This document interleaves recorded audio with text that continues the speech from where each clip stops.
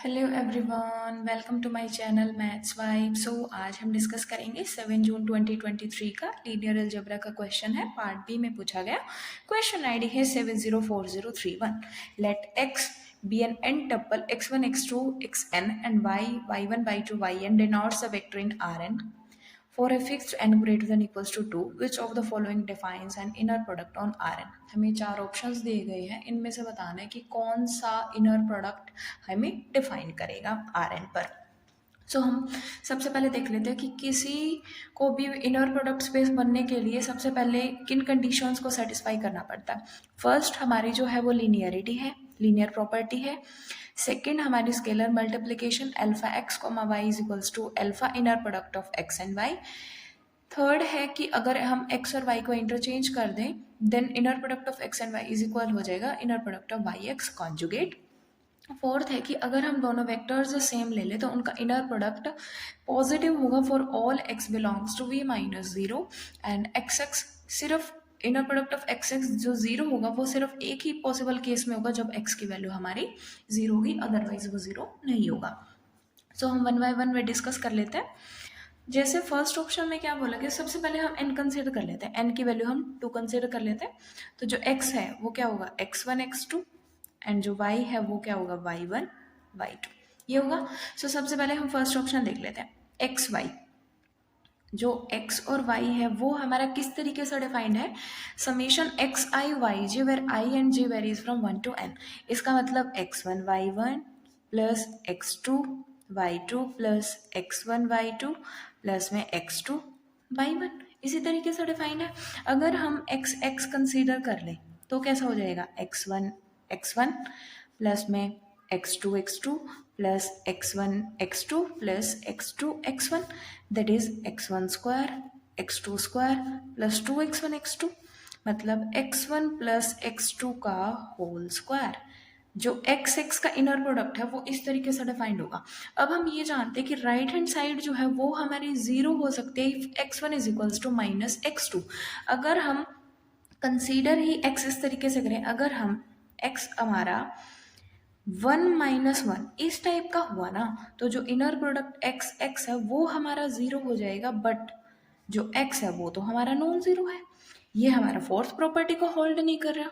Fourth property ने कहा कि इसकी वैल्यू सिर्फ तभी जीरो होनी चाहिए जब x हमारा जीरो हो, तो फोर्थ प्रॉपर्टी होल्ड नहीं की। इससे हमें पता चला कि जो फर्स्ट ऑप्शन है वो हमारा इनर प्रोडक्ट स्पेस डिफाइन नहीं होगा।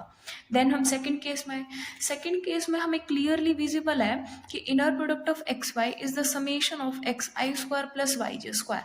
तो क्या जब ये स्क्वायर वाली टर्म है तो क्या ये लीनियर प्रॉपर्टी होल्ड करेगा? सेकंड ऑप्शन में लीनियर प्रॉपर्टी होल्ड नहीं होगी, जिसकी वजह से सेकंड ऑप्शन डिस्कार्ड हो गया। अभी हम एक बार थर्ड ऑप्शन रहने देते हैं, हम फोर्थ ऑप्शन के साथ डील करते हैं। फोर्थ ऑप्शन में क्या होगा कि inner product of x y defined है किस तरीके से, summation x j y. N की वैल्यू हमने क्या कंसिडर किया है 2, so 2 minus j plus 1 where j varies from 1 to 2। So open किस तरीके से हुआ x1 y2 plus x2 y1 इसी तरीके से हुआ।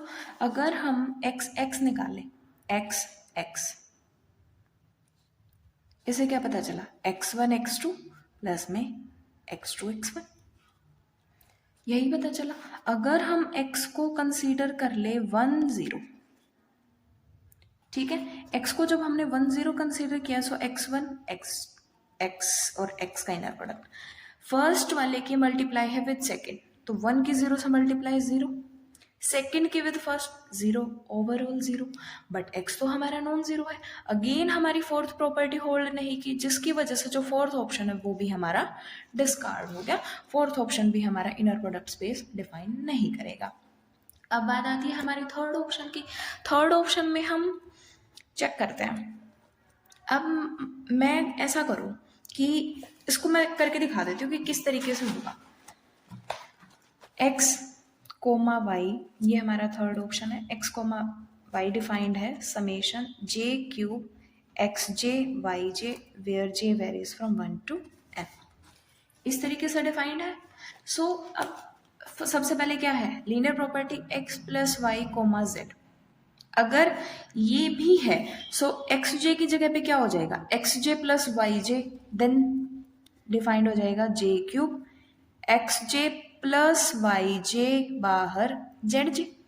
सो ये किस तरीके से ओपन हो जाएगा, जे क्यूब एक्स जे जेड जे प्लस वाई जे जेड जे, ओवरऑल ये हो जाएगा एंड द समेशन में वो स्प्लिट हो जाएगा। तो लीनियर प्रॉपर्टी तो हमारी होल्ड कर गई।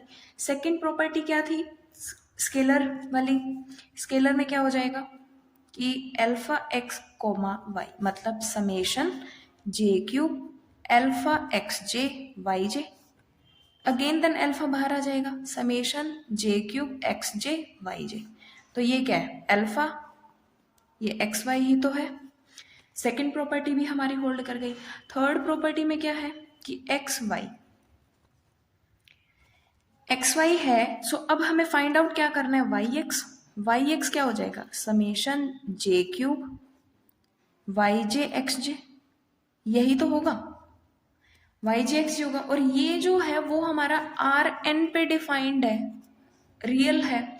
अगर कॉम्प्लेक्स होता तो वो चेंज हो जाता, बट अगर रियल है तो कॉन्जुगेट की तो बात होगी नहीं। सो ये हम किस तरीके से डिफाइन कर सकते हैं, तो ये एक्स जे के इक्वल ही तो है, एक्स वाई के inner product of x y के इक्वल ही हो जाएगा ये।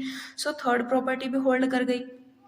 फोर्थ की बात हम करें, अगर हम एक्स एक्स कंसीडर भी कर ले, एक्स एक्स में क्या हो जाएगा, जे क्यूब एक्स जे स्क्वायर मतलब जे क्यूब, अगर मैं काउंटिंग नंबर्स में डिफाइन करूं, x1 square plus 8x2 square 27x3 square and so on, इस तरीके से डिफाइंड होगा।